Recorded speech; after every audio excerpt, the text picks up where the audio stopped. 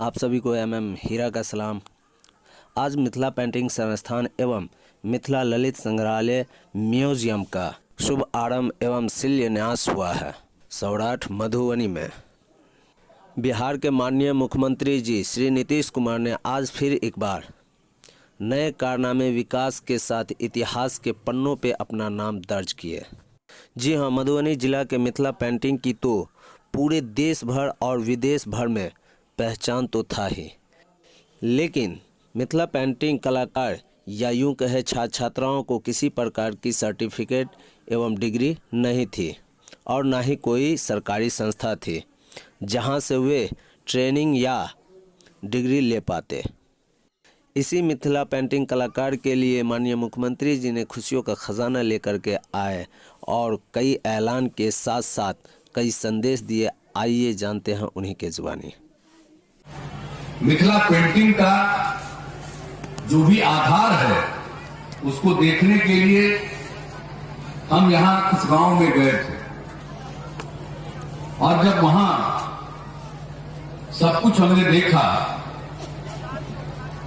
Madhubani painting craft देखा, कलाकारों से मिले और उस समय पद्मश्री से सम्मानित प्रख्यात कलाकार पद्म सुंदरी देवी जी के आवास पर जाकर उनसे मुलाकात की। यानी राठी और जितवारपुर गांव में हम गए थे और वहां जब हम लोगों ने लोगों से बातचीत की तो ये मुझे इस बात का एहसास हुआ कि लोगों की एक इच्छा है कि यहां मिथिला पेंटिंग संस्थान की स्थापना की जानी चाहिए।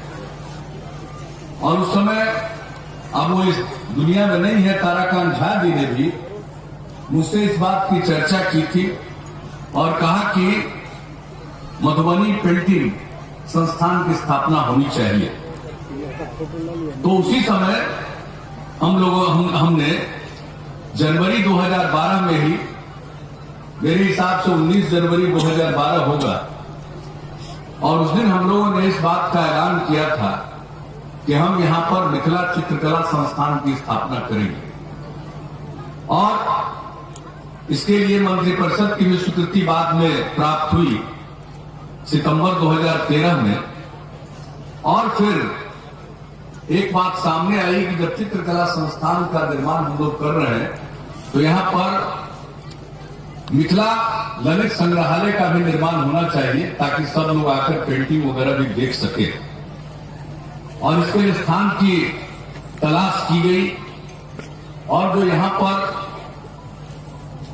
एक संस्कृत विद्यालय था उसके पास जमीन थी, तो अंत में यही तय हुआ कि उसी के एक हिस्से में लगभग 7.5 एकड़ में इसका निर्माण कराया जाएगा।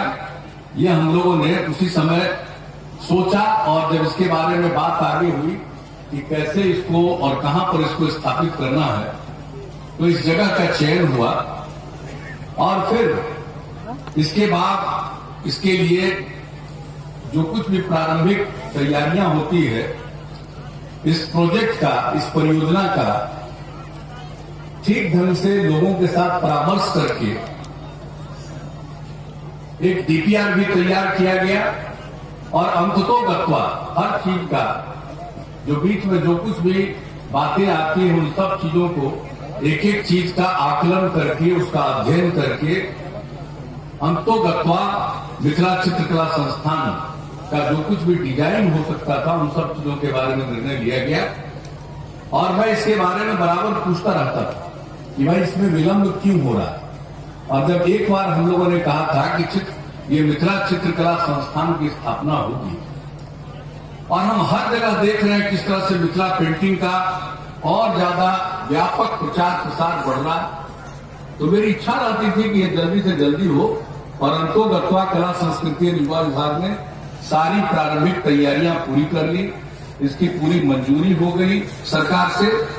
और उसके बाद मिथिला चित्रकला संस्थान और मिथिला ललित संग्रहालय की स्थापना इन लोगों ने करने का निर्णय ले लिया। और अब इस स्थिति में आ गए जब सब कुछ इनका टेंडर वगैरह हो गया तो इन लोग, हम यहाँ के छात्र छात्राओं को चयनित करें और ये संस्थान की जो स्थापना करने का निर्णय हुआ, इसमें एक एक चीज पर गौर किया गया। आखिर जब ये इंस्टीट्यूट बनेगा तो इसमें चित्रकला को सिखाएगा कौन? तो यह भी तय हुआ कि भाई इसमें जो चित्रकला संस्थान में जो आचार्य होंगे वो होंगे जिनको राष्ट्रीय स्तर पर मिथिला पेंटिंग के लिए सम्मान मिला है। उसमें और दूसरे लोग होंगे जो हमारे छात्र छात्राओं को सिखाएंगे, पेंटिंग के बारे में पूरी बात जानकारी देंगे। उसके लिए राज्य सरकार द्वारा जो पुरस्कृत है वैसे लोगों का चयन किया जाएगा और इसके लिए कोई ऐसे आचार्यों के चयन के लिए कोई उनको एमए या कुछ पढ़ा होना आवश्यक नहीं है। आवश्यकता इस बात की है कि वो मिथिला पेंटिंग के जाने माने चित्रकार हैं, कलाकार हैं, जिनको केंद्रीय स्तर पर सम्मानित किया गया है या राज्य स्तर पर सम्मानित किया है।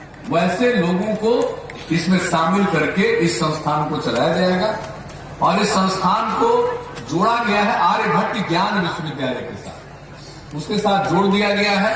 और इसमें स्टूडेंट को, और मालूम है मिथिला पेंटिंग में सबसे ज्यादा महिलाएं ही इसमें कार्यरत रहती हैं। शुरू से हमने देखा, मर्द भी रहते हैं, कुछ पुरुष भी रहते हैं, लेकिन संख्या ज्यादा महिलाओं की ही होती है।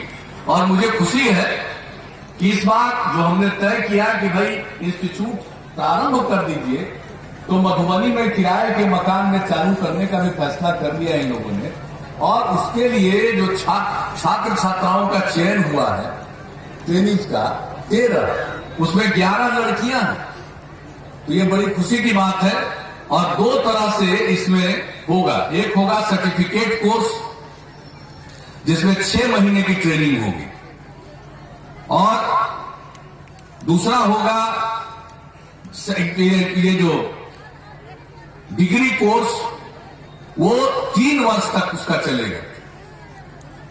और इन सब चीजों के लिए तय कर दिया गया है, अगर कोई सर्टिफिकेट कोर्स में नामांकित होते हैं तो उनको आर्थिक सहायता प्रति माह 1000 रुपए की दी जाएगी और उनके लिए निःशुल्क हॉस्टल की और निःशुल्क मेस की व्यवस्था की गई है।